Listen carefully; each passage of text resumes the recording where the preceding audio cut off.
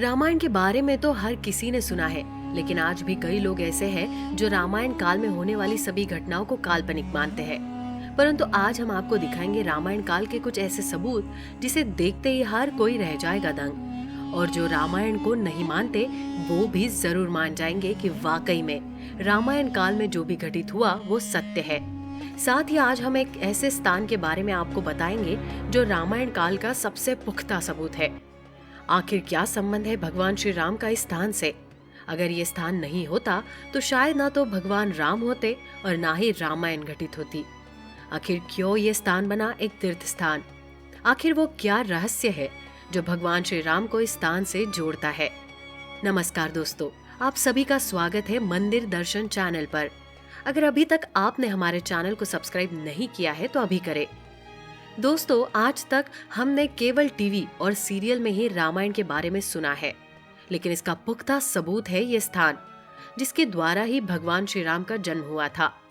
सभी इस बात से भली भांति परिचित है कि प्रभु श्री राम का जन्म अयोध्या नगरी में हुआ था, लेकिन इस बात के बारे में बहुत कम लोग जानते हैं कि प्रयागराज का ये स्थान न होता तो शायद भगवान श्री राम भी न होते। पौराणिक धर्म ग्रंथों में भी इन लोक कथाओं का उल्लेख हुआ है, लेकिन ये लोक कथाएं सच साबित हुई जब इनके होने के प्रमाण मिले। कई ऐसे प्रमाण इस बात को दर्शाते हैं कि जो भी हमारे धर्म ग्रंथों में लिखा है वो काल्पनिक नहीं बल्कि सत्य है। दोस्तों, प्रयागराज से 40 किलोमीटर दूर स्थित श्रृंगवेरपुर धाम जो लोगों के लिए आस्था और भक्ति का एक महत्वपूर्ण स्थान है। श्रृंगवेरपुर धाम एक धार्मिक स्थल है जिसे भगवान श्री राम से जोड़ा जाता है। यहाँ पर कई ऐसे सबूत मौजूद है जो इस बात का प्रमाण है कि भगवान श्री राम थे और इसी स्थान के कारण भगवान श्री राम का जन्म हुआ था। जी हाँ, वो वही स्थान है जहाँ पर श्रृंगी ऋषि राज द्वारा दशरथ ने पुत्र प्राप्ति के लिए पुत्र येष्टि यज्ञ करवाया था, तथा इस यज्ञ के बाद ही राजा दशरथ को पुत्र रत्न राम, लक्ष्मण, भरत और शत्रुघ्न की प्राप्ति हुई थी। राजा दशरथ कई वर्षों तक निसंतान थे। उनकी तीन रानियां होने के बावजूद भी उन्हें संतान का सुख प्राप्त नहीं हुआ। कई उपाय, कई यज्ञ करने के बाद भी उन्हें संतान प्राप्ति नहीं हो रही थी। जब कई वर्षों के बाद भी उनकी कोई संतान नहीं हुई तो वे पुत्र प्राप्ति की इच्छा के लिए ऋषि वशिष्ठ के पास गए। ऋषि वशिष्ठ ने उन्हें बताया कि पुत्रेष्टि यज्ञ द्वारा ही उन्हें पुत्र प्राप्ति हो सकती है, परंतु ये यज्ञ श्रृंगी ऋषि द्वारा ही पूर्ण हो सकता है। तब ऋषि वशिष्ठ पुत्रेष्टि यज्ञ की कामना के लिए अयोध्यापति नरेश को श्रृंगी ऋषि के आश्रम श्रृंगेश्वर धाम लेकर गए। लगभग 1 महीने तक चलने वाला ये यज्ञ अत्यंत कठिन था, क्योंकि जो भी इस यज्ञ को पूरे करने का संकल्प लेता उसे आजीवन इस स्थान पर रहना था। परंतु ऋषि श्रृंगी त्रिकालदर्शी थे, इसलिए उन्हें अपनी दृष्टि से ये ज्ञात हो गया कि इस यज्ञ से भगवान विष्णु के अवतार भगवान राम का जन्म होगा, और उन्होंने पुत्रेष्टि यज्ञ को पूर्ण कराने का संकल्प लिया। इस स्थान के गंगा घाट पर कुछ दिनों तक पुत्रेष्टि यज्ञ हुआ और अंत में न यज्ञ से खीर का एक पात्र निकला जिसे प्रसाद के रूप में तीनों रानियों ने ग्रहण किया, और भगवान के अलग अलग अवतारों ने राम, लक्ष्मण, भरत और शत्रुघ्न के रूप में जन्म लिया। इस स्थान पर भगवान श्री राम आते रहते थे। कहा गया है कि इस स्थान का जिक्र तुलसीदास ने भी रामायण में किया है। ये वही स्थान है जहाँ पर भगवान श्री राम के चरण उनके परम भक्त केवट ने धोए थे। प्रभु श्री राम के चरणों के निशान आज भी स्थान पर मौजूद है।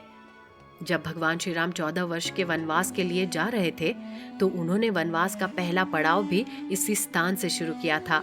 जब भगवान राम के आने का पता उनके मित्र निषाद राज को पता चला तो उन्होंने भगवान श्री राम, देवी सीता तथा लक्ष्मण से अपने यहाँ ठहरने का आग्रह किया, परंतु भगवान श्री राम ने ये कहकर बात को अस्वीकार किया कि वनवास के दौरान उनका किसी भी राजमहल में रहना अनुचित है। परंतु निषाद राज ने उन्हें एक शीशम के पेड़ के नीचे ठहराया और खुद भी उनके साथ ठहरे। आज भी ये शीशम का पेड़ श्रृंगेश्वर धाम में मौजूद है। यही वो स्थान है जहाँ पर वनवास शुरू करने से पहले देवी सीता ने गंगा मैया से कुशलता पूर्वक वनवास बिताने की कामना की थी, और फिर वनवास पूर्ण होने के बाद भगवान श्री राम, देवी सीता और लक्ष्मण सबसे पहले इसी स्थान पर आए थे। तब देवी सीता इस स्थान पर गंगा तट पर उनकी आराधना कर उन्हें प्रणाम किया था। दोस्तों, इस श्रृंगेश्वर धाम में राजा दशरथ और श्री राम की बहन शांता का विवाह श्रृंगी ऋषि से हुआ था। इस स्थान पर शांता का मंदिर भी स्थापित है। इस स्थान को संतान प्राप्ति का एक प्रमुख धार्मिक स्थल भी माना जाता है। कहते हैं कि संतान प्राप्ति के लिए जो भी महिला सच्चे मन से गंगा मैया की आराधना कर शांता के मंदिर में खीर और रोटी चढ़ाती है तो उसकी संतान प्राप्ति की मनोकामना अवश्य ही पूर्ण होती है। अगर आप इस स्थान पर जाएंगे तो यहाँ पर आपको निषाद राज की अद्भुत नगरी भी देखने को मिलेगी। कुछ वर्ष पूर्व लोगों ने रामायण काल को काल्पनिक बताया था और कहा था कि इस स्थान पर रामायण से जुड़े कोई भी अवशेष मौजूद नहीं है। इसके बाद जब भारत सरकार ने इस जगह पर खुदाई करवाई तो यहाँ पर कुछ ऐसा निकला कि सभी लोगों के होश उड़ गए। खुदाई के जरिए पुरातत्व विभाग को कई ऐसी वस्तुएं मिली जो रामायण काल के होने की प्रामाणिकता को दर्शाता है। खुदाई के दौरान निषाद राज का आसेर भी सामने आया। माना जाता है कि आज भी इस स्थान पर निषाद राज की बहुमूल्य वस्तुएं छिपी हुई है जो आज तक किसी को नहीं मिली। कई लोग रामायण को काल्पनिक बताते थे, लेकिन आज भी रामायण से जुड़ी कई प्रमाण मौजूद है जो इस बात की तरफ इशारा करते हैं कि पौराणिक ग्रंथों में किया गया रम्या का उल्लेख गलत नहीं है। दोस्तों, जो भी रामायण काल से जुड़ी हुई घटनाओं का काल्पनिक बताते हैं तो उन्हें इस वीडियो को जरूर दिखाइएगा।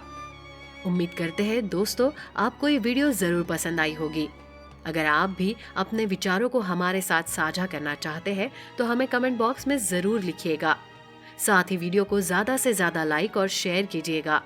और अगर आपने हमारे चैनल को सब्सक्राइब नहीं किया है तो अभी करें, ताकि ऐसे ही मंदिर से जुड़ी हुई जानकारियों को हम आप तक पहुंचा सके। साथ ही लेटेस्ट और अपडेटेड वीडियो के लिए घंटी के बटन को जरूर दबाइए। धन्यवाद।